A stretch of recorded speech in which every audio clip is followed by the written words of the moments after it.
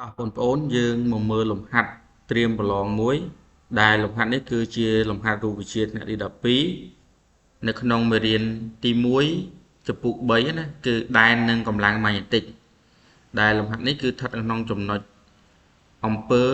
រវាងខ្សែចម្លងពីរស្របគ្នាចឹងដើម្បីអាចដោះស្រាយលំហាត់បានត្រឹមត្រូវគឺបងប្អូនត្រូវតែអានប្រធានលំហាត់ឲ្យយល់សិនណាចឹងយើងអានប្រធានលំហាត់ទាំងអស់គ្នាគេមានខ្សែចម្លង2ស្របគ្នាដែលមានប្រវែង 1.2 ម៉ែត្រ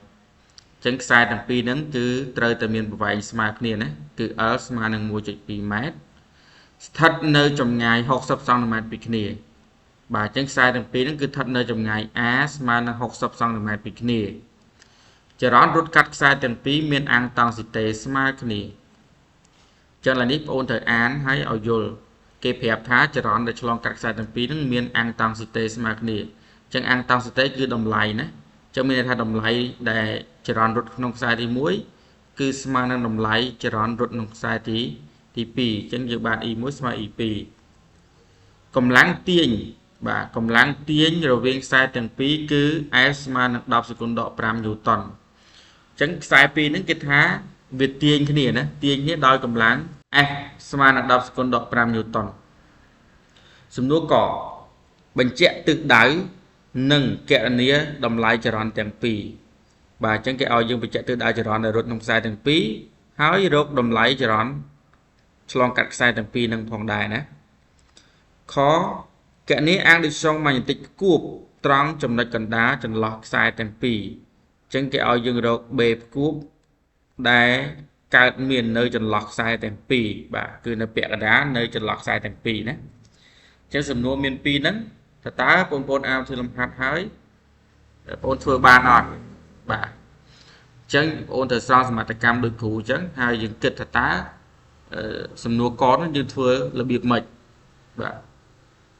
អញ្ចឹងបងប្អូនមកមើលដំណោះស្រាយទាំងអស់គ្នាហើយអាចទៀងទាត់ចម្លើយជាមួយលោកគ្រូបានករណីបងប្អូនសាក់លបងធ្វើដោយខ្លួនឯងណាហើយចាំទៀងទាត់ចម្លើយជាមួយលោកគ្រូអញ្ចឹងយើងមើលដំណោះស្រាយកបញ្ជាក់ទិសដៅនិងគណនាតម្លៃចរន្តទាំងពីរអញ្ចឹងតើកន្លឹះនៅក្នុងការដោះស្រាយលំហាត់ហ្នឹងនៅកន្លែងណាអាបញ្ជាក់ទិសដៅចរន្តណាអញ្ចឹងបងប្អូនត្រូវមើលត្រង់ប្រធានគេថាម៉េចអញ្ចឹងបងប្អូនដាក់ថាដោយខ្សែទាំងពីររងកម្លាំងទាញគ្នាអញ្ចឹងនៅក្នុងមេរៀនគេថាម៉េចកាលណាចរន្តឆ្លងកាត់ខ្សែទាំងពីរហ្នឹងមានទិសដៅដូចគ្នាគឺខ្សែទាំងពីរហ្នឹងនឹងទាញគ្នាចូលហើយបើចរន្តឆ្លងកាត់ខ្សែទាំងពីរហ្នឹងទិសដៅផ្ទុយគ្នាគឺវាច្រានគ្នាចេញអញ្ចឹងលក្ខខណ្ឌគឺគេប្រាប់ថាកម្លាំងទាញគ្នាអញ្ចឹងបើកម្លាំងទាញគ្នាយើងទាញបានថាចរន្តវាយ៉ាងម៉េចវិញបាទនោះខ្សែទាំងពីរឆ្លងកាត់ដោយចរន្តមានទិសដៅដូចគ្នាតើចរន្តមានទិសដៅដូចគ្នាបានវាទាញគ្នាណាអញ្ចឹងយើងយល់ពីថាតើកម្លាំងវាទាញគ្នានាំឲ្យយើងទាញបានថាចរន្តមានទិសដៅដូចគ្នាវិញណាបាទបន្តមកទៀតយើងត្រូវគណនាតម្លៃ E ហ្នឹងណា E1 E2 អញ្ចឹងយើងត្រូវប្រើរូបមន្ត F ហើយព្រោះគេប្រាប់ F មកដែរអញ្ចឹងកម្លាំងដែលខ្សែទាំងពីរមានអំពើទៅវិញទៅមកគឺ F ស្មើនឹង10 E1 E2L លើ 2πa ប៉ុន្តែដោយបំរើគេប្រាប់ថាម៉េច E1 ស្មើ E2 អញ្ចឹងគូតាំងវាដោយ E ណាបាទ E1 ស្មើ E2 ស្មើ E អញ្ចឹងពេលបងប្អូនចំនួនក្នុងរូបមន្តខាងលើវិញ E1 និង E2 ដូចគ្នាយើងតាំងដល់ E អញ្ចឹង E គុណ E បានអី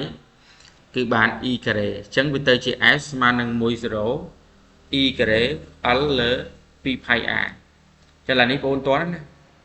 ព្រោះតាំង E1 ដោយ E ហើយ E2 ក៏ដោយ E ដែរអញ្ចឹង E គុណ E វាទៅជា E ការ៉េអញ្ចឹងហើយឡើយនេះបានយើងដាក់ E ការ៉េណាអញ្ចឹងយើងចង់បាន E ហ្នឹងណាចង់បាន E យើងបោះ 2πa ទៅនោះទៅគុណជាមួយ F ហើយ 10L បោះទៅចែកអញ្ចឹងដោយសារ E យើងការ៉េត្រូវពាក់ឬឲ្យអង្គទី2បាទពាក់ឬអង្គសងខាងទៅវាបាត់ការ៉េលើ E បាទហើយអានេះគឺនៅសល់ក្នុងរឹសអញ្ចឹងដោយមកណាយើងមានអស់ហើយដោយ S របស់យើងគឺ10សេគុណដក5 Newton A យើង60សង់ទីម៉ែត្រយើងបដូរជាម៉ែត្រទៅសង់ទី10សេគុណដក2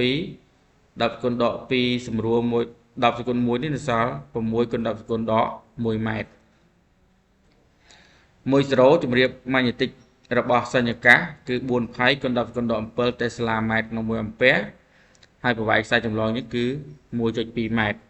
អញ្ចឹងបងប្អូនចំនួនចូលទៅក្នុងកន្លែងនេះវិញណាចំនួនចូលក្នុងកន្លែងនេះវិញមក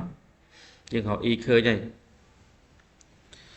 បាទអញ្ចឹងគេបាន e ស្មើ s 10គុណដក5គុណនឹង2 pi ហើយគុណនឹងa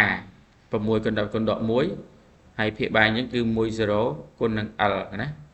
អញ្ចឹងយើងអាចសម្រួល pi ចោលបានហើយ 1.2 យើងអាចសរសេរថា